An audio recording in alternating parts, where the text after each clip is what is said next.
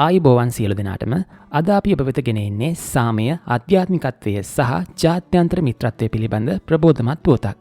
අප්‍රේල් 21 වන දින අත්තනගල්ලෙන් සාමය සඳහා වූ පාගමන නමින් විශේෂ වැඩසටහනක් ආරම්භ වීමට නියමිතයි. පූජ්‍ය ආචාර්ය මෙල්පිටියේ විමල කීර්ති හිමියන්ගේ මූලිකත්වයෙන් පැවැත්වෙන මෙම වැඩසටහන සඳහා ඇමරිකා එක්සත් ජනපදයේ සිට පැමිණෙන බෞද්ධ භික්ෂුන් වහන්සේලා අද පිරිසක් සහභාගී වෙති. මෙය හුදෙක් පාගමනක් පමණක් නොවේ. සාමයේ පණිවිඩය ලොව පුරා පතුරවාලීමට සහ බුදුදහමේ පෝෂිත උරුමය ලෝකයේ සමග බෙදා ගැනීමටගත් ප්‍රබල මෙහෙයුමක් වේ. මීට සමගාමීව තවත් සුවිශේෂී ජාත්‍යන්තර සිදුවීමක්ද සිදුවීමට නියමිතය.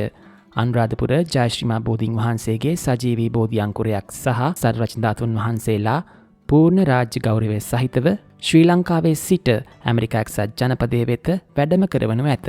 මෙය ශ්‍රී ලංකාව සහ ඇමරිකාව අතර සංස්කෘතික හා ආගමික සබඳතාවල නව පරිච්ඡේදයක් සනිටුහන් කරයි. මීට පෙර පූජ්‍ය පඤ්ඤාකාර හිමියන් ඇතුළු භික්ෂුන් වහන්සේලා පිරිසක් විසින් ඇමරිකා එක්සත් ජනපදය තුළ මෙවැනිම සාම්පාගමනක් පවත්වන ලදී. එහිදී උන්වහන්සේලා ටෙක්සාස් සිට වොෂින්ටන් දක්වා ප්‍රාන්ත 10ක් පුරා දින 110ක් තිස්සේ කිලෝමීටර් 3700කට වඩා අධික දුරක් පයින් වැඩම කළහ. එම ගමන ඇමරිකානු ප්‍රජාව තුළ බුදුදහම කෙරෙහි දැඩි උනන්දුවක් ඇති කිරීමට සමත් විය.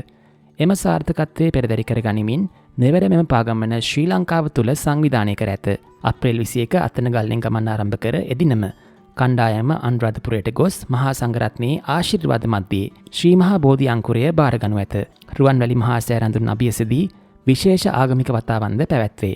අප්‍රේල් 22 දඹුල්ලෙන් පාගමන ආරම්භ වේ. අප්‍රේල් 23 මහනුවරට ළඟා වී ශ්‍රී දළදා මාලිගාවේදී ආශිර්වාද ලබා ගනී. අප්‍රේල් 24 සිට 27 දක්වා මාවනැල්ල, කෑගල්ල සහ යක්කල හරහා ගමන් කර අප්‍රේල් 27 වන දින කැලණියට ළඟා වේ. අප්‍රේල් 28 වන දින කොළඹ නිදහස් චතුරස්‍රයේදී ප්‍රධාන රාජ්‍ය උත්සවය පැවැත්වේ.